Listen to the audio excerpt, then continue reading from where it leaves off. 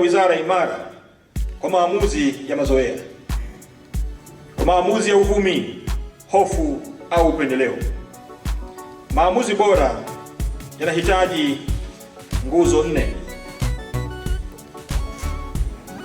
Nguzo ya kwanza ni ushahidi. Twende tukachambue takwimu, tukasikilize utafiti, tuangalie mwenendo wa magonjwa, mahitaji ya mwananchi na uwezo wa vituo vya gharama halisi. Hisia zina nafasi yake, lakini sera haipaswi kuongozwa na hisia pekee. Nguzo ya pili ni ujasiri. Wakati mwingine ushahidi utatupeleka mahali ambapo si pa starehe. Utatuambia tubadili tulivyozoea. Utatuambia tukakae njia rahisi na tuchague njia sahihi. Utatuambia tukatae njia rahisi na tuchague njia sahihi. Hapo ndipo uongozi upimwa. Nguzo ya tatu ni mashauriano. Kiongozi mwenye hekima hasikilizi wakubwa pekee, bali anasikiliza nesi wa zamu ya usiku, mganga wa kituo cha mbali, mtunza kumbukumbu anayekutana na mgonjwa wa kwanza, na mwananchi anayesubiri foleni. Sauti iliyo karibu na tatizo mara nyingi huwa karibu na suluhisho. Na nguzo ya 4 ni uwajibikaji. Tukishafanya maamuzi, tuyasimamie. Tukifanikiwa, tusifie timu. Yakikosea, tujifunze na tujisahihishe bila kujificha. Kosa lililofichwa huzaa kosa kubwa zaidi, na kosa lililochunguzwa huzaa maarifa. Tusimamie ushahidi, tuchague ujasiri na uzalendo, tusikilize watu na tuwajibike kwa maamuzi yetu. Ndugu wajumbe, natambua kuwa matokeo bora hayawezi kupatikana bila kuzingatia maslahi na mazingira ya watumishi. Mtumishi anayechoka au aliyechoka, asiye na vitendea kazi na asiyeona haki katika upandaji vyeo, au anayesubiri malimbikizo yake kwa muda mrefu, hawezi kutoa huduma kwa ari ile ile tunayoitarajia. Napenda kuwajulisha kuwa kama sehemu ya mkakati wa kuboresha mazingira ya kazi, wizara imewasilisha rasimu ya mwongozo wa mpango wa motisha kwa watumishi kwa Katibu Mkuu, Ofisi ya Rais, Menejimenti ya Utumishi wa Umma na Utawala Bora, kwa ajili ya uchambuzi na ushauri zaidi. Lakini pia nimemwandikia Mheshimiwa Rais Daktari Samia Suluhu Hassan kumfahamisha na kumweleza kwa kina namna mazingira ya kazi, lakini pia hali ya watumishi wetu katika ngazi mbalimbali ya madaktari bingwa, madaktari bingwa bobezi na watumishi wengine katika sekta ya afya. Mwongozo huu ambao umewasilishwa utasaidia kuwatambua, lakini pia kuwazawadia watumishi wanaojituma, hususan wale wanaofanya kazi katika mazingira magumu. Lakini natambua kwamba nilikushatoa maelekezo ya mimi na ninyi kukutana angalau kwa mwaka mara moja, kuweza kutambuana, lakini pia kuweza kuwapongeza watumishi wanaofanya kazi vizuri katika maeneo yenu. Wapo ambao tumekwisha anza kuwatambua leo, lakini tukifanya kikao cha pamoja, tukakutana pamoja, tukajadili kwa pamoja utendaji wetu wa kazi, hatua tunazotaka kupiga kama taifa na kama sekta nyeti, sekta muhimu, sekta inayotegemewa katika taifa letu. Hii itaongeza motisha ya utendaji wa kazi, na pengine tuanze sasa kuchagua venue ni wapi tutakutana kwa mwaka huu ili tuzungumze kwa pamoja. Lakini wako miongoni mwetu ambao wamekuwa wakifanya kazi usiku na mchana.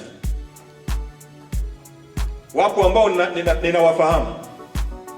Ukimpigia simu unamkuta yuko ofisini, ukimpigia simu unamkuta yuko na wagonjwa. Hata wakati mwingine huwa ninajiuliza, daktari huyu anapumzika saa ngapi? Au nesi huyu anapumzika saa ngapi? Najiuliza. Lakini wako miongoni mwenu ambao mmejitoa sana kwa ajili ya taifa hili, na kujitoa kwenu wakati mwingine kunapelekea kupatikana kwa madhara mbalimbali, ikiwemo baadhi yetu ambao walikuwemo kwenye huduma katika shughuli mbalimbali za chanjo kama hivi karibuni, waliopoteza maisha wakiwa katika utendaji wa kazi za afya. Ni vyema tukatengeneza siku maalum ya kuwatambua. Ni vyema kwa sababu watumishi hawa wanajitoa sana. Tunatambua mazingira yetu ya kazi, tunatambua ugumu wetu wa kazi, tunatambua. Mimi kama kiongozi mkuu wa wizara hii ninatambua, na ndio maana siku zote nimekuwa nikimwambia msaidizi wangu na mtendaji wa wizara hii, katibu mkuu, kutoa maelekezo kwa watendaji au wakurugenzi, wakuu wa vitengo kwenye taasisi mbalimbali, kuona ni namna gani wataboresha maisha ya wale wanaofanya nao kazi katika maeneo yao.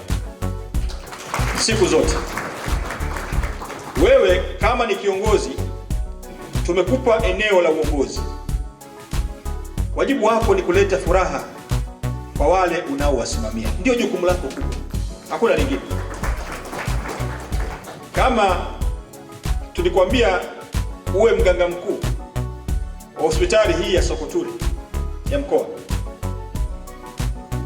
sasa wajibu wako, watumishi wako pale wawe na furaha.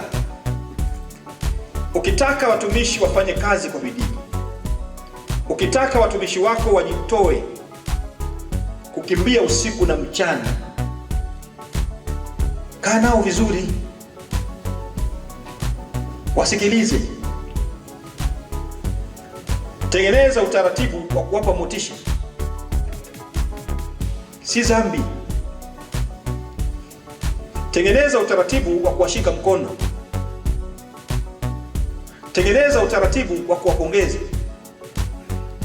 Wako viongozi miongoni mwenu, toka mmeshika nafasi tulizowapatia, huu ni mwaka wa 3, mwaka wa 4, hamjawahi hata siku moja ku appreciate. Kwa Kiswahili fasaha tunahitaji ku appreciate. Hamjawahi hata siku moja kutambua mchango wa wale waliowafanya ninyi mkae juu kwenye hivyo viti.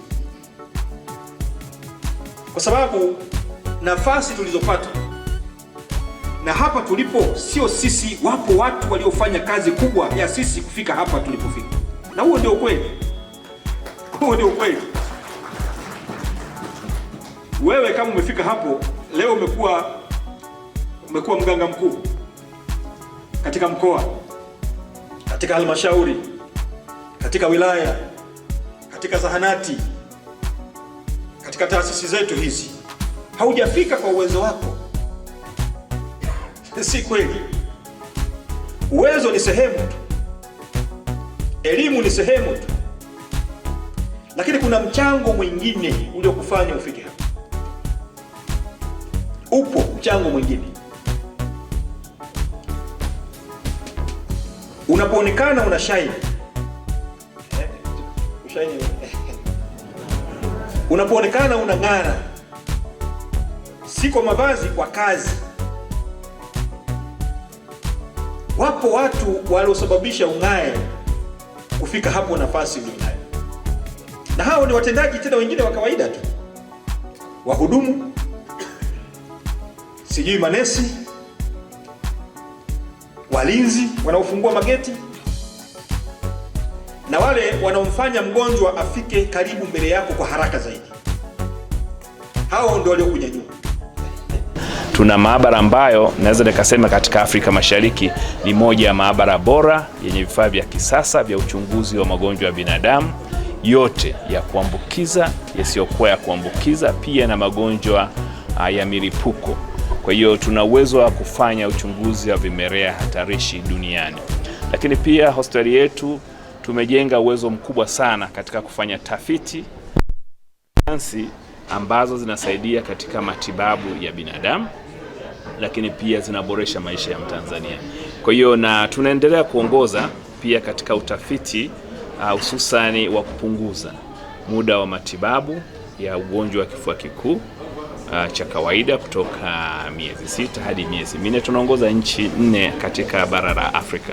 Hii ni moja ya sifa kubwa sana, lakini pia tumechangia katika utafiti wa kupunguza au kuondoa matumizi ya sindano duniani.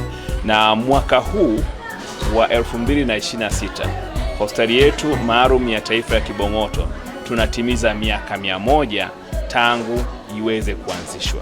Kwa hiyo tutakuwa na maadhimisho ya miaka 100 ambayo na imani waziri atakuja kuyasemea hapo baadaye. Lakini katika maadhimisho haya sisi hatuadhimishi tu kama sherehe. Tutataka tuangalie ni mambo gani makubwa tumeweza kuyafanya kwa mujibu kwa Watanzania.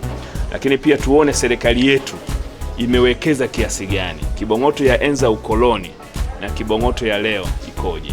Lakini pia tunataka kuwa na mikutano mikubwa ya kisayansi. Kwa hiyo lengo letu kubwa ni pamoja na kushuhudia mapinduzi makubwa ambayo pia yameweza kufanywa na serikali ya awamu ya 5 kwa maana ya miradi mikubwa ya maendeleo, ambacho lengo lake ni kujadili bajeti.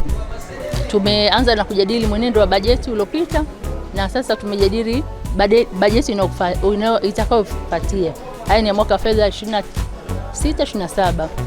Na katika kikao hichi watumishi mbalimbali wa hospitali zote za rufaa za mikoa, hospitali za kanda, vyuo vya afya na taasisi mbalimbali tumeweza kujadiliana kwa ujumla na kutoa mapendekezo yao, na kilikuwa kikao cha kuweza kushirikisha na ni kikao shirikishi cha management pamoja na watumishi ili waweze kutengeneza bajeti iliyo shirikishi na yenye kuchukua mawazo ya kila mtumishi kuanzia ngazi ya chini. Na kwa hiyo katika kikao hichi wajumbe wa hospitali hizo za rufaa za mikoa, kanda, hospitali zote na pamoja na makao makuu wanakaa, wanaweza kuchukua ile bajeti, wanaipitia